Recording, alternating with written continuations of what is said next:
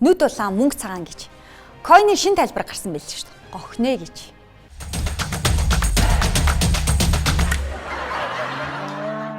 Шок мэдээ хошин тайм нэвтрүүлэг 20 дахь дугаараа хүрэхэд бэлэн боллоо.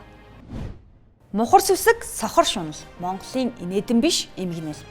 Эмэгтэй хүн төр чанахгүй, эрэгтэй хүн шартаж чанахгүй байсан бол Монгол хүн хуурагдаж чанахгүй боллоо. Мөнгө бороо шиг шаагаад орно гэсэн сохор шунал нь мөнгө шороо шиг шуураад одохын хөрс юм. Ямар арт түмэн байна? Яг тийм луйрчд байна. Луйрд бол хүмүүс нь бэлэн байхад луйрдах хүн нь ч бэлэн байна. Хадгалам зээлийн хоршоо, бэлтгэс мөрөн, элдв янзын койн. Койн гэдэг нь нэг утгаараа гохин гэсэн үгтэй тун төстэй дуудлагатай юм. Койн чинь мөнгө чинь битгий ав, бүү арт, хол бай гэж хэлсээр байтал ахуулсан гэдгийг бүтэглэг гэж тохуурхан мэлзэж байна. Нүүрсний хулгай, хөгжлийн банкны өрөөс тутахгүй их найдад хүрсэн койны хохирогчд нь хашаа байшиг, хамаг байдгаа тавиад туусан жирийн иргэд байгаа нь илүү урхагтай. Тэр одоо энэ гарсан койнууд бол танад ямар ч бүртгэл юм байхгүй байгаа шүү дээ. Баггүй шүү дээ, төр бүртгээггүй шүү дээ. Өөрөө сайн өөрсдөө сайн дураараа гаргацаа өөрсдөө хариуцлага үлнэ. Фэйсбүүкийн сторинд хууртаж, орон гэр унаа тэргээ зараад байдаг бүхнээ хуу хамаад өчгсөн нь алдсан хүний 15 зовж, авсан хүн нэг тамдаа орцгооч хэллээ. Талхавхтаач айхтар байж, орц найрлага үйлдвэрлэсэн компани огноо хугацааг нь хардаг байж, сторинд мухраар итгэж, бүтэн амьдралаа бооцоо мөрийг тавьж орхиход юу хөтлөв? IC гаргасан хүмүүс одоо тэр миний авсан койны гаргасан хүмүүс болохоор ингэдэг стори хийгээл байнга ихтгэл төрүүлдэг. Гэтэл өнөөдөр би 142 сая төгрөг болгочихсон сууж байгаа. Шунал, сохор шунал. Шулсан ч шулуулсан ч шунал ихтсний гор. Харин шуналдаа сохорч сайн дураараа шулуулсан хүний мөнгийг татвар төлөгчд өмнөөс нь төлөхгүй. Хундаг тавилгүй арх ууж, хутаг тавилгүй мах идэх Монгол үлгэрийн баатарч бэлэнчлэг сэтгэлгээгүй. Бэрхийг туулсныхаа шагналыг авч найралтгийг сануулъя. Монголчууд морьтойгоо феодализмаас капитализмыг алгасан социализмд харин орох гэж байсан удаатай. Харин энэ удаа феодализм руу буцан хараалгахыг завдлаа.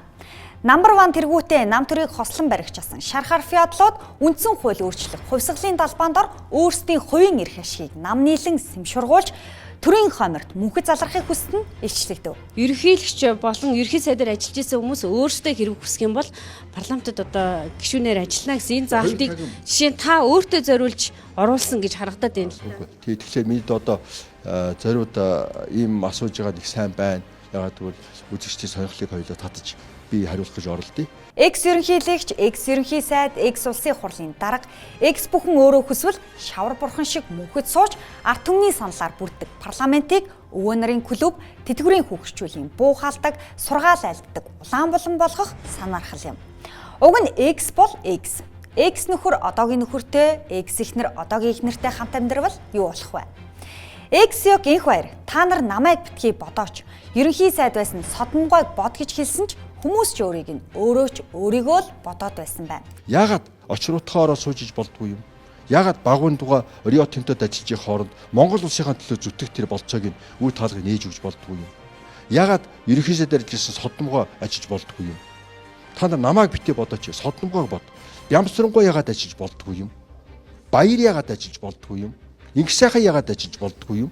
Гончигдорж яагаад ажиллаж болдгүй юм? Баяр яагаад болдоггүй юм? Элбэгдэрж яагаад болдоггүй юм гэж хэлсэн ч нөгөөдүүл нь сонгогдохгүйгээр сонгогдохыг хүсэхгүй байгаагаа жиргцгэлээ. Өөрөөр хэлбэл инх баяраас өөрөөс нь өөр нэг ч хүн төрийн хойморт мөнхөрч төмний идэв хүргэн зай болохгүй, лай болохыг хүсэхгүй байна.